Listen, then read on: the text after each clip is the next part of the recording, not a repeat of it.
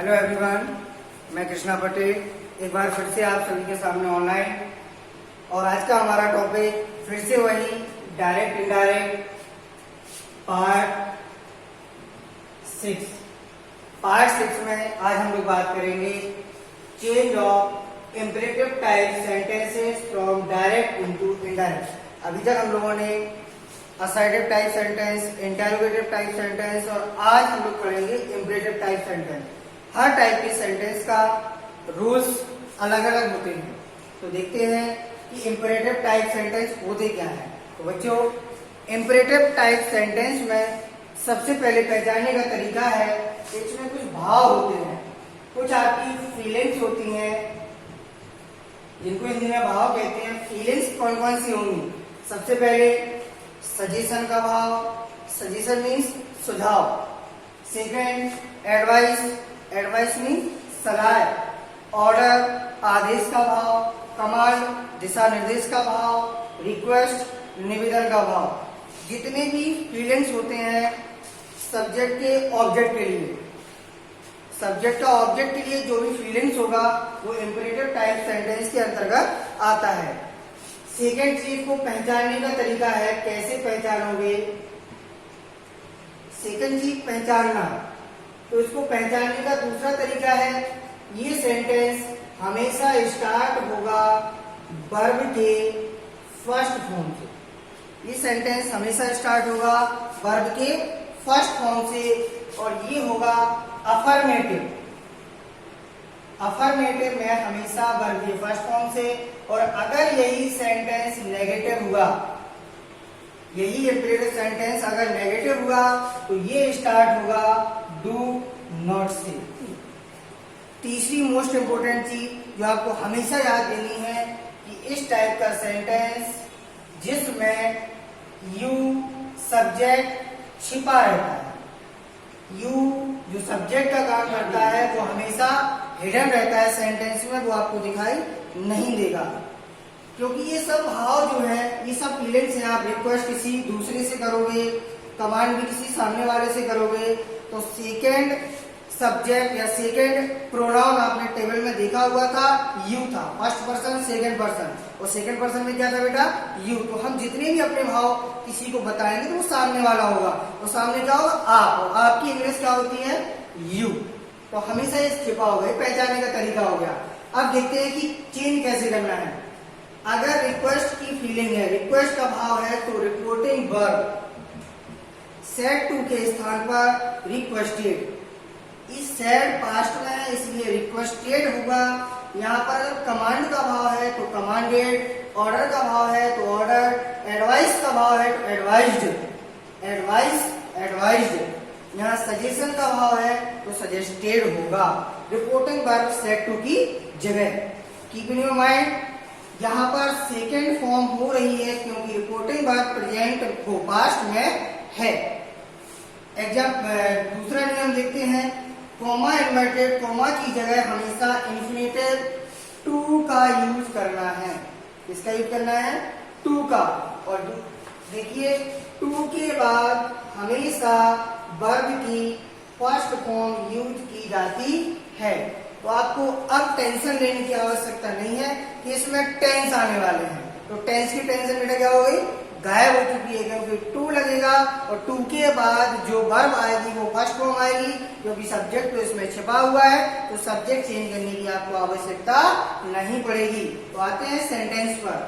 First sentence is there, the teacher said to Ram stand up. आपको feeling समझनी है पहले, फीलिंग से नहीं आता है तो मैंने बताया था कि रिपोर्टेड स्पीच कॉमाज के अंदर वाले सेंटेंस को आपको पहचानना है कि किस टाइप का है। अगर यहाँ यू लिखा होता तो यह असर्टिव होता, यहाँ पर did, has, have, had, is, am, are दिया होता और यहाँ क्वेश्चन मार्क लगा होता तो इंटरोगेटिव, क्वेश्चन वर्ड होता, पीछे इंटरोगेटिव वो क्वेश्चन मार्क होता तो भी इंटरोगेटिव। ये टाइप हमारे अलग हो गए, ये कुछ भी नहीं है। तो नेक्स्ट टाइप पे आते हैं, वर्ब की फर्स्ट फॉर्म, लास्ट में फुल स्टॉप। देखिएगा वर्ब की फर्स्ट फॉर्म अफर्मेटिव पार्ट है, तो देखिए अब इन फीलिंग्स को देखना है कि हमको सेड टू चेंज करना है। We have to change said to what? In which reported verb. देखते हैं। टीचर आपको मैक्स टू मैक्स ऑर्डर ही देता है, मैक्स टू मैक्स ऑर्डर देता है। तो सेट टू की जगह क्या करोगे बेटा? Order. The teacher order. The teacher order. किसको ऑर्डर दिया? राम को। राम का राम। मैक्सिमम बच्चे ऑब्जेक्ट लिखना भूल जाते हैं, ऑब्जेक्ट लिखते नहीं है, टोल्ड के बाद नहीं लिखते, आज के बाद नहीं लिखते, भूल जाते हैं। तो आप लोग ध्यान रखिए कि ऑब्जेक्ट दिया है तो आपको हमेशा लिखना है द टीचर ऑर्डर राम। अब इस कॉमा, इन्वर्टेड कॉमा की जगह यूज करना है टू, और टू के बाद हमेशा क्या नहीं बेटा? वर्ब की फर्स्ट फॉर्म। तो stand up. That's clear? Okay.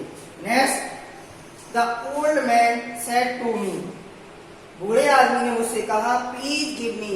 अब यहाँ तो प्लीज पहले से मिल गया, तो प्लीज का मतलब क्या होता है? रिक्वेस्ट ही होता है, तो कुछ भी सोचने की आवश्यकता नहीं है। ये है आपका रिक्वेस्ट। रिक्वेस्टेड में चेंज हो जाता है। तो the old man said to की जगह रिक्वेस्टेड का यूज करना है मी का।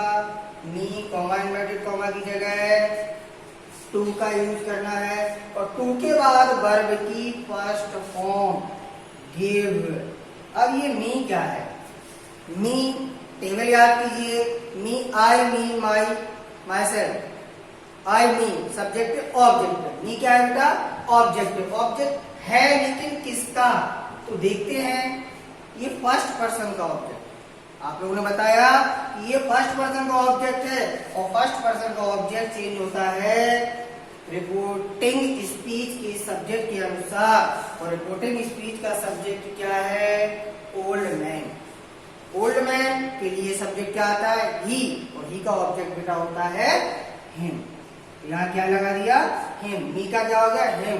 Some water.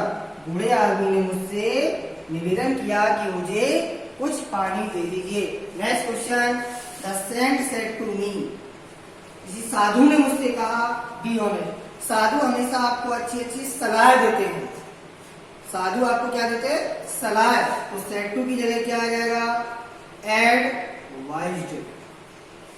The Saint advised किसको दिया? मुझे। कॉमा इन्वर्टेड कॉमा की जगह टू बी का बी ऑनेस्ट। साधु ने मुझको सलाह दी कि आप ईमानदार बनिए। इसको ऑनेस्ट पढ़ते हैं।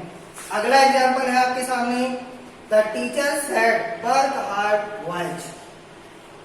अब यहाँ सेंटेंस कुछ डिफरेंट है। यहाँ ऑब्जेक्ट नहीं दिया है, और यहाँ पर वर्ब की फर्स्ट फॉर्म से शुरू हुआ है, वॉइस भी दिया हुआ है। अब ये वॉइस क्या है?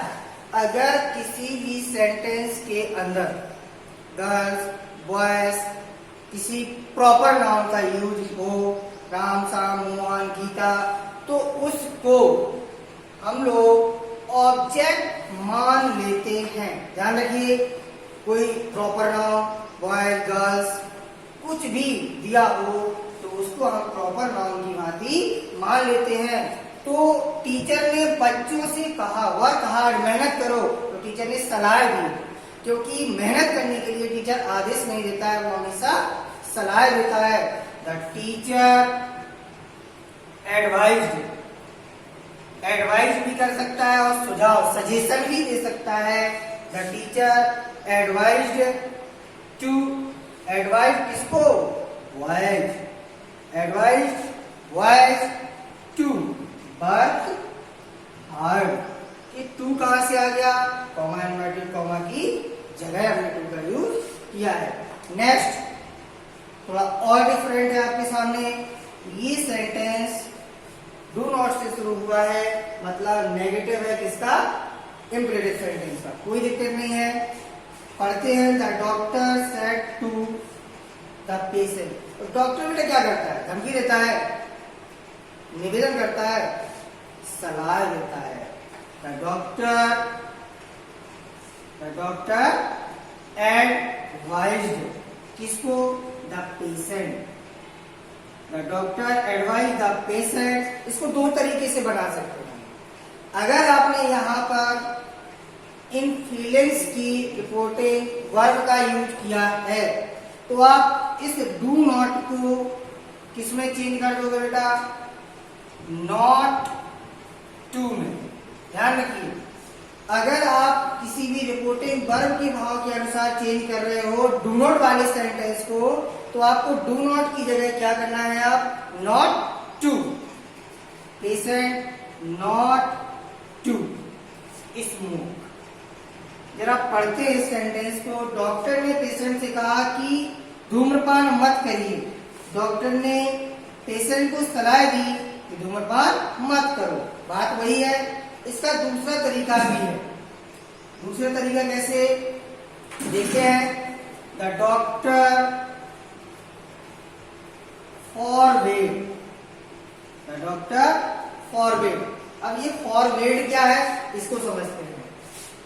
फॉरबिड, फॉरबिड एक वर्ड होता है जिसका मतलब है मना करना, और फॉरबिड की सेकेंड फॉर्म होती है